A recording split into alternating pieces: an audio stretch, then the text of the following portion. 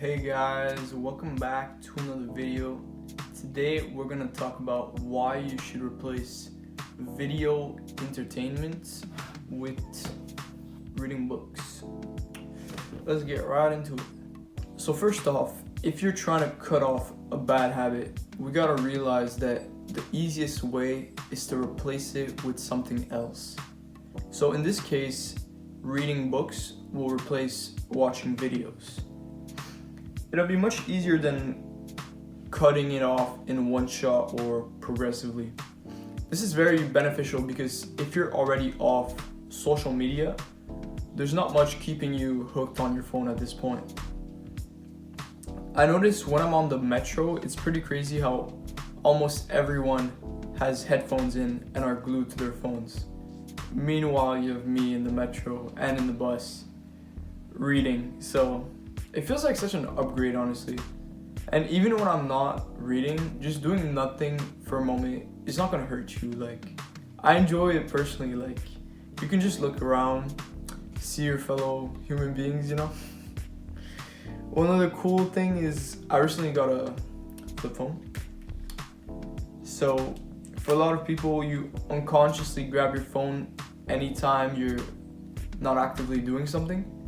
A flip phone pretty much solves that, and it looks awesome. Like, you're just like, like, it's just cool, you know. So for reading, one other benefit you'll get is if you read before bed instead of falling asleep on a screen, you'll get better sleep as the blue light from screen delays your melatonin, which is your sleep hormone. So you'll probably feel less sleepy and have a harder time falling asleep if you have less of it. It's recommended to stay off screens for a good hour before bed, so try to at least lower your brightness and turn on a night light filter on your devices during that last hour if you have to go on devices. Now, I got a couple book recommendations if anybody is interested. I'll give a couple. So first is The Power of Now by Eckhart Tolle. Power of Now talks about the present moments. I really loved it.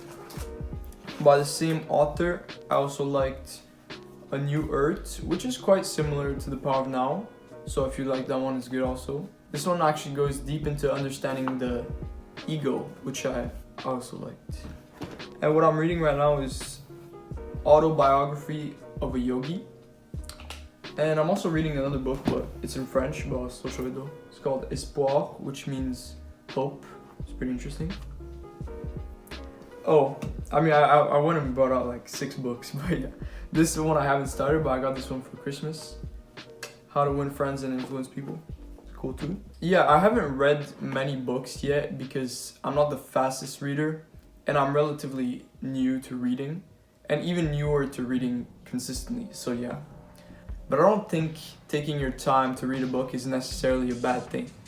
Sometimes you have to take a break and let what you just read sink in. Like, I found that especially true with Eckhart Tolle's books. And you don't have a deadline to finish your book, so you don't have to rush through it, honestly. But you also want to try to read a bit every day consistently, or, I mean, you'll never finish your books, you know. And if you want more recommendations, I will recommend some of Sadhguru's books. Like, you see, I haven't read this one yet. It's still in the packaging, but it's what I'm reading next after I'm done on Autobiography of a Yogi and the book Hope. You can also just go to a bookstore and find something that inspires you. You can look for books by sections, so I find it pretty easy to find something interesting. And that pretty much wraps it up. I don't think I need to explain much more. Like, I feel like reducing screen time and reading more is something pretty intuitive and self-explanatory on why it's beneficial. But yeah, if you have any questions, share them with me in the comments. I will gladly answer. And that's it for this one. Thank you for watching, and I'll see you in the next one. Peace.